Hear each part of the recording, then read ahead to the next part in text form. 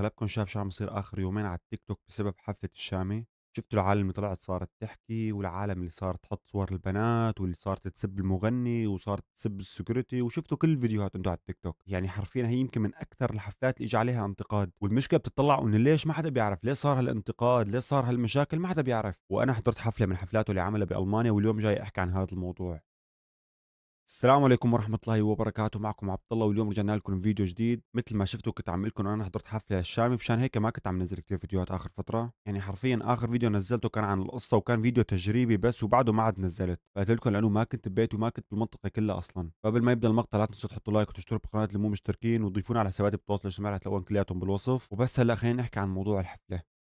مبدئيًا أنا كنت بالحفلة وشِفت كل شي، يعني كل المشاكل اللي عم تحكوا عليها شِفتها كلّياتها قدّامي. أول شي لنبدأ حبّة حبّة. مبدئيًا المغني اللي هو الشامي حضوره على المسرح كان جدًا ممتاز، وصوته كان كتير حلو. يعني حرفيًا الزلمة ما له أي علاقة وما له دخل بأي شي صار هنيك. أنتم أغلبكم اللي ما عم تفهموه إنه المغني ما له أي علاقة بتنظيم الحفلة. يعني المغني اللهم بييجي بيغني وبيروح، ما له أي علاقة مين إجا على الحفلة، مين راح من الحفلة، مين المنظمين، مين الsecurity، ما له أي علاقة هو.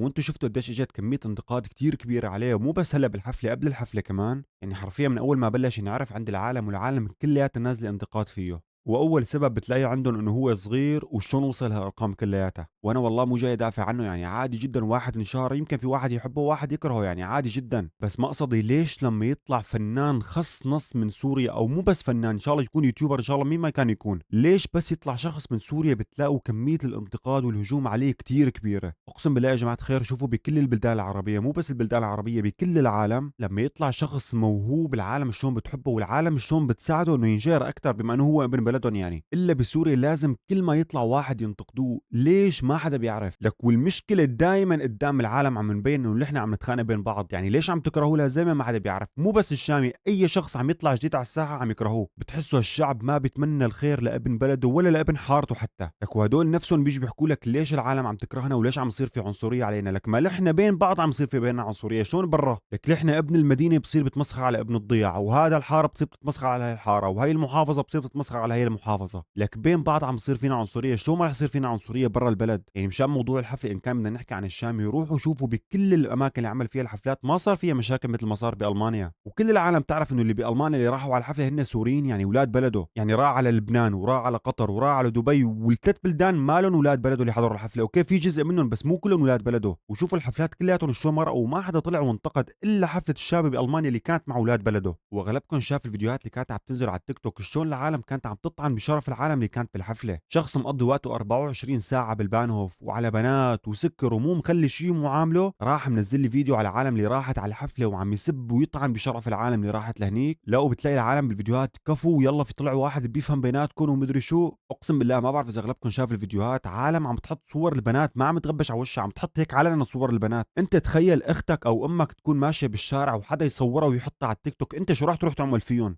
اقسم بالله كلهم. وهي اول مره بيجمع اي واحد صار يسب ويطعن بشرف العالم، هذا واحد ما عنده شرف. قاعدين عم يفوتوا ويستعطفوا العالم بموضوع الدين، وهن ما عم بيفهموا شيء من الدين. الدين بيقول لك انك تحط صور البنات وتفضح عرضهم وتسب عرضهم على الفيديوهات وعلى اللايفات. لك بتلاقي اللي بيسوى واللي ما بيسوى، واللي ما بيفهم بالدين، واللي ما حدا شايله من ارضه طلع يحكي عن هذا الموضوع. لك وبتلاقي العالم اقسم بالله تقولوا مو قرآنين شيء بالدين. لك يعني ما بتعرف انت اذا واحد سبيت عرض واحد هذا بحد ذاته حرام؟ ولا حدا فهمان الدين بتلاقيه طلع عم يسب بأعراض العالم وعم يحط صور البنات ويفضح أعراض العالم. طب هذا مو بحد ذاته حرام؟ اقسم بالله هذيك المره عم بتفتل بالتيك توك لقيت واحد حاطط صور هالبنات وحاطط فوقهم آية قرآنية. فتت على صفحة هذا الشخص لشوف شو عم ينشر. اقسم بالله يا جماعة الخير ناشر على نفس الصورة 4 فيديوهات حاطط عليهم آيات قرآنية، 4 فيديوهات حاطط آيات قرآنية. اقسم بالله الفيديو الخامس نازل عم يسبسب على أعراض العالم كلياتها اللي راحت على الحفلة. طب هلا حدا بده يجي يفهمني انه هذا فهمان بالدين وعم يخاف وعم يغار على أعراض وشرف بنات بلده؟ ولا شخص بس راكب على الترند وعم ينشر اي فيديو بس لحتى الفيديو تبعه يضرب؟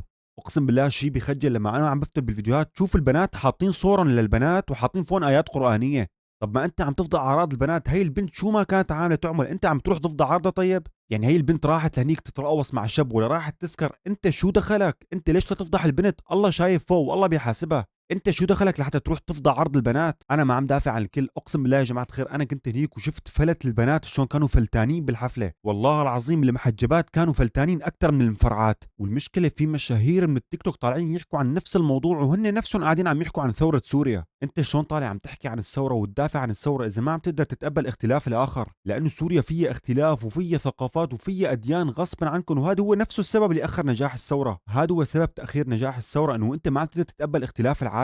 واللي طالعين عم يحكوا عن الحفلة هن فئتين بالتيك توك، واحد راكب الترند والثاني أجدب مو عرفان الله وين حاطه، شاف هذا راكب على الترند قام قال يلا بركب معه. والله العظيم وعم بحكي هالكلام من قلب محروق، نحن شعب ما بيلبق له شيء، والله العظيم يا جماعة الخير هنيك انتم ما شفتوا الجمهور قديش همش وقديش بجم، شلون العالم عم بتدفش ببعضها مثل البقر وما في لا تنظيم ولا صف، ويلا يا جماعة الخير شوي شوي واحد واحد بفوت. اقسم بالله انفتح الباب مثل الهمش طحش وهيك، لكن اللي كانوا واقفين قدام كلهم المان كانوا كلياتهم مستغربين. اقسم بالله يا جماعة الخير انفتح الباب وتلاقي العالم كلها بلشت تدفش بعضها، لك يعني ما عاد في سيطرة عليهم. وانا كنت بحفلة مانهايم، اغلبكم شفتوا الفيديوهات انه ما ضل واحد من الجمهور ما كان بده ينط على المسرح، اخر شيء راحت نص الحفلة بسبب العالم اللي كانت عم تطلع على المسرح ونهى الحفلة المغني، ما ضل شخص من الجمهور ما كان بده ينط على المسرح، وفي عالم نطت والعالم تكب التليفونات، لك ما ضل شيء ما عملوه جوا. لك وليش ما حدا بيعرف؟ يعني انت رايح تسمع لمغني تنبسط تسمع صوته بالواقع وترجع على البيت، يعني شو راح تستفاد من الصورة؟ شو راح تستفاد اذا هو لمسك؟ شو راح تستفاد اذا هو ضمك؟ شو رايح تضم نبي انت؟ يعني اقسم بالله يا جماعة الخير ما عم بقدر استوعب مخ العالم شلون هيك، شلون عم تقلل من حالك وتنط قدام العالم وتخلي السكيورتي يدفشك ويوقعك على الارض مشان تروح تتصور مع واحد حتى لو كنت بتحبه؟ يعني وين صفة كرامة الشخص لما يطلع على المسرح وهو عرفان انه علنا خلص رح ينهان قدام العالم والافات العالم بالمسرح وكل العالم عم تصور؟ وين صفة كرامتك انت لما تطلع وفي واحد عم يدفشك عم يقول لك انزل؟ يعني اقسم بالله ما عم بقدر افهم مخ العالم شلون. اقسم بالله يا جماعة الخير كثير في حكي بقلبي وكثير في حكي حابب احكيه، بس خلص يعني انا بدي انهي الفيديو ما عاد احكي عن هذا الموضوع، بس بدي اقول لكم مو كل شخص طلع حكى عن الشرف هو عنده شرف، ومو كل شخص طلع عم يتدين قدام العالم هو بيفهم بالدين، وكثير في عالم اقسم بالله من جوات قلبي حابب اني اذكر اسمائهم واحكي عليهم واحد واحد، بس ما بدي احكي بالفيديوهات ولا بدي اجيب اسماء حدا بالفيديوهات تبعي، وانا اقسم بالله مالي طالع دافع عن المغني كلياته، انا بس عم بحكي عن الجمهور وعم بحكي عن اولاد بلدي، يعني انا مالي طالع احكي عن المغني ولا دافع عنه، انا بس عم بحكي عن الجمهور والعالم اللي كانت هنيك والعالم اللي عم تحكي على العالم اللي كانت هنيك.